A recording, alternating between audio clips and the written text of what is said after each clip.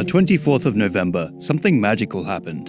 The lost 1995 Shrek test footage was uploaded to YouTube by the Zoom Art Studio, thanks to DreamWorks alumni Barry Jackson, a man self-described as kind of in charge of early production design for the animated short.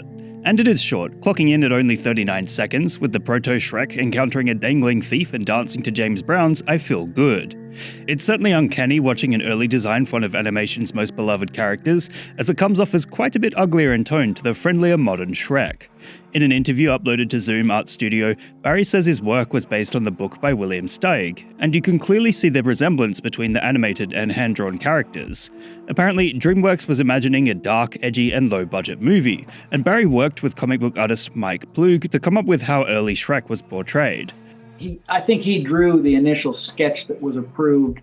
I later did color renderings of it and refinements of it.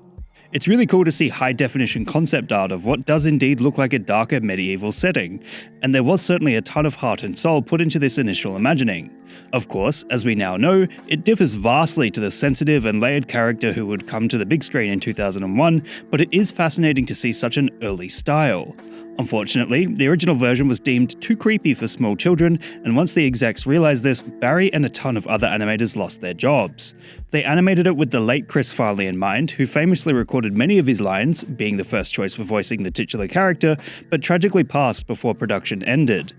No! I'm an ogre! Doesn't that bother you at all?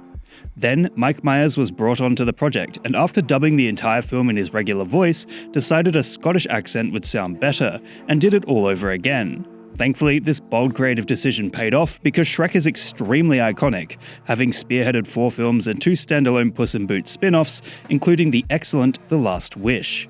Given its success, it's funny that DreamWorks animators were sent to work on Shrek as punishment if they screwed up on the Prince of Egypt, so it's clear the project was not exactly attracting confidence in its early days. The fact that the internet has allowed for clips like this to rise to the surface of the public eye once again is amazing, as the test footage has already garnered roughly 1 million views, demonstrating a keen interest in Shrek's early development.